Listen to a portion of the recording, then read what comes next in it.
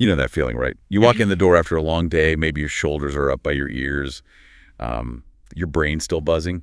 Yeah, emails, deadlines. It just feels impossible sometimes to switch off. Totally. That tension you carry home, Yeah. it's really tough to shake. You want to relax, feel recharged for tomorrow, but like how? Well, that's exactly what we looked into. We've done a deep dive into a whole stack of sources, research, articles on health, psychology, well-being. Really trying to uncover practical, science-backed ways to release that stress, to actually recharge. And this deep dive is tailored specifically for you listening right now. Our mission today, let's unpack these insights. We want to pull out the most important nuggets, maybe find some surprising facts. And give you a kind of toolkit, right? Right. To bridge that gap between a demanding day and hopefully a calm, restorative evening. Okay, so first things first. It's easy to think of unwinding as, I don't know, a luxury, something you do if you have time. Right, like a bonus add-on to the day. But the sources we looked at, they were incredibly clear. Making that transition, actively letting go of the day's stress. Yeah. It's not just nice to have. It's absolutely crucial for your health, how you function, everything. Exactly. And think about what happens if you don't unwind. Chronic stress. It's not just feeling a bit tired. No, it takes a serious, measurable toll, doesn't it? It really does. We're talking persistent fatigue. Your productivity just plummets. Increased anxiety, too, I bet. Yeah, and over time, it can even feed into significant physical health problems. Your body's basically keeping score. And physiologically, there's that whole, that fight or flight thing happening. Precisely. When you're stressed, your heart rate goes up, breathing gets quicker, your body's flooded with stress hormones like cortisol. It's pure survival mode. So these techniques we're going to talk about, they're designed to break that cycle. Fundamentally, yes. They signal to your body and your mind that the perceived danger has passed. They help you get back to a state of calm, slow down that frantic pace. It's about shifting gears, isn't it? Moving from just reacting all day. Right. Because when you're constantly just reacting, there's no space left for clear thinking, for stepping back. Unwinding creates that space. Exactly. It moves you from just reacting to being able to actually reflect. And, that's where the good stuff happens. Yeah, decisions. Creativity, yeah. It can actually bubble up instead of being totally suffocated by pressure. And think about the ripple effect, too. In our world now, always connected. Oh, absolutely. It's so easy for work stress to just bleed into your personal life. And that constant buzz that hits your relationships leads straight to burnout eventually. Totally. What the sources really highlight is that actively setting boundaries, actually doing these unwinding things, it's not just about feeling better right now. It's longer term. Yeah, it improves your long-term mental and physical health, strengthens your connections with people, boosts that creative side. And, kind of surprisingly, it even helps with job satisfaction down the line. It does. By properly leaving work at work, you actually become more effective, more focused when you were there. Okay, right. Let's unpack this then. We know why it's so vital. So what are the most effective, science-backed ways to actually do it, make that transition? Well, the good news is our sources offered an incredibly rich toolkit. And some of these are, honestly, remarkably simple, accessible even when you feel like you've got zero energy left. Okay, I like the sound of simple and accessible. The number one technique, the one that just kept popping up across all sorts of different sources. Let me guess. Breathing. You got it. The power of breath. We do it all the time without thinking, obviously, but how we breathe really, really matters. So quick, shallow breaths keep you stressed. They reinforce the stress loop, yeah. Whereas deep, deliberate breaths, they can actually break it. It sounds almost too simple sometimes, doesn't it? I know, but there's real physiology at play. Deep breathing activates the body's relaxation response, the parasympathetic nervous system. So how do you do it? Right. Like practically? A really simple method is just place one hand on your stomach. Inhale slowly through your nose. Feel your stomach expand outwards. Okay. Hold it for just a moment, maybe a second or two. Then exhale slowly through your mouth, letting your stomach fall naturally. Even just say 3 or 4 cycles can start to shift your state. And there was a tip about practicing this when you're not stressed. Yes. That's key. Practice when you're calm. It builds that muscle memory. So when you are feeling stressed, your body and mind have a familiar path back to calm. Makes sense. Were there specific counts mentioned? Like the 4-7-8 thing? Yeah, the 4-7-8, breath inhale for 4, hold for 7, exhale for 8 came up. Or even just focusing on making your exhale longer, maybe twice as long as your inhale. Those are effective variations. Good to know. And what about mindfulness? It feels like you need, sit on a cushion for an hour. Right, but you really don't. The sources emphasize incorporating mindful moments in tiny bursts, especially helpful during that transition time. Like what? Give me an example. Okay, maybe pause for just like 3 seconds before you hit send on that last email. Just notice how you're feeling physically. Or on your commute home, instead of letting your mind race, just observe the sights and sounds around you for a minute. Even just standing up and stretching for 30 seconds. Exactly. Stand up, stretch, notice your body between tasks. It's a tiny reset button. There was that acronym too, STOP. Ah, yeah, STOP. It's a neat little framework.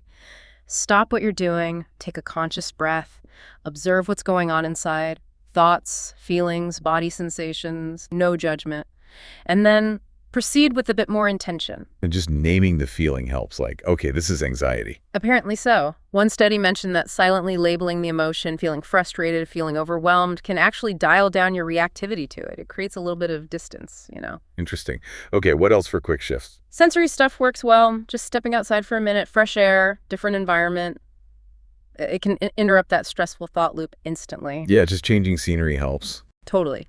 And one surprising one, chewing gum. Chewing gum? Really? Yeah, some research suggests it can help reduce anxiety, maybe boost alertness slightly, could be increased blood flow, or just a simple physical distraction. Worth a try. Huh. Okay. And music, nature sounds, those seem obvious but effective. Definitely. They provide an instant auditory anchor, something to focus on that shifts your mood away from the stress. What about physical things like micro resets for the body? Yes. So much tension gets stored physically. Yeah. Just consciously thinking about dropping your shoulders away from your ears, you might find they were way up there without you realizing. I just did it now. Mine were definitely creeping up. See? It's instant feedback. One source also mentioned applying gentle pressure to a point on your inner wrist, kind of where it meets your palm. Okay, I'm trying that. Hold it for a couple of minutes. Yeah. The idea is it might tap into acupressure points linked to calming the nervous system. Quick relief. And stress balls, fidget toys. Yeah, simple tactile things that can help redirect that nervous physical energy. Give your hands something to do other than clench, maybe. Okay, so those are great for sort of in the moment or quick transition fixes. What about deeper relaxation, like once the workday is truly done? Right. For that, the sources point towards techniques that engage both mind and body more fully. Like progressive muscle relaxation, PMR. I've heard of that. It's a classic for a reason, came up a lot. It involves systematically tensing, then releasing different muscle groups all through your body. So you'd start like with your feet. Exactly. Yeah. Tense your toes really tight for a few seconds. Really notice that feeling of tension. Then just let go completely. Feel that tension melt away. Oh, you work your way up. Yep. Calves, thighs, stomach, back, arms, hands, even your neck, shoulders, face.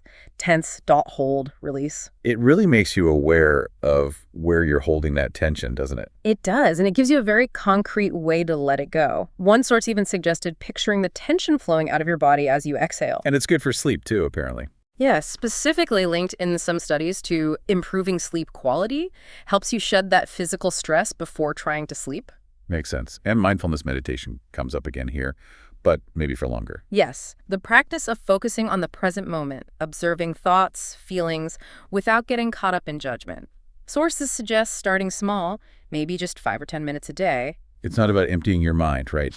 That always sounds impossible. No, not at all. It's more about training your attention, learning to notice stressful thoughts or feelings without getting totally swept away by them. And the benefits. Less anxiety, better sleep. Strongly associated with reduced anxiety and depression, and yes, specifically with cutting down on sleep disturbances and improving sleep efficiency. Really key for that recharge. Guided meditations are a great way in if you're new. What about movement? Yoga, Tai Chi?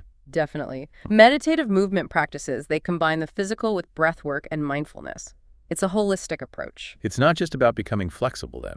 Not at all. They're deeply effective for reducing stress, improving body awareness, cultivating that sense of inner calm. Certain styles came up. Like which ones? Hatha, yin, restorative yoga. Styles that often involve holding poses longer or using props for support. They really encourage deep relaxation. And just regular exercise. Yeah. It's sweaty. Huge emphasis on that across the board. Physical activity is incredibly effective for de-stressing. Simple as that. How does it work? Burning off cortisol. It's a primary way your body processes those stress hormones, yes. And it releases tension, releases feel-good chemicals like endorphins. Any specific type better than others? Honestly, the sources suggested the type of activity is less important than finding something you actually enjoy, or at least tolerate, and doing it consistently. So lifting weights, running, swimming. Cycling, kickboxing, dancing, even one source amusingly called it angry chopping vegetables in the kitchen. Huh. I can picture that. Channeling the frustration. Exactly. It's about transferring that negative energy into something vigorous, something physical, maybe even productive. Okay, so we've got these techniques, from quick fixes to deeper practices. But what about, like, setting the stage, environment, rituals? Yes, that's a really significant piece, according to the sources. Intentionally shaping your environment and building rituals is key for successful unwinding. Routine matters here. Big time. Establishing a consistent end-of-day routine creates a powerful psychological boundary. It signals to your brain, okay, work is done now. So that could be shutting down the computer, tidying the desk. Exactly. Physically closing things down. Maybe making a quick list for tomorrow before you mentally switch off. Simple actions that mark the transition. I mean, digital boundaries. Got to be huge these days. Absolutely non-negotiable, especially with remote work blurring lines. Turn off the work notifications after a set time. Seriously. Create tech-free zones or times at home. Crucial. That constant pinging, even if you ignore it, keeps your stress response simmering on low. What about classic relaxation?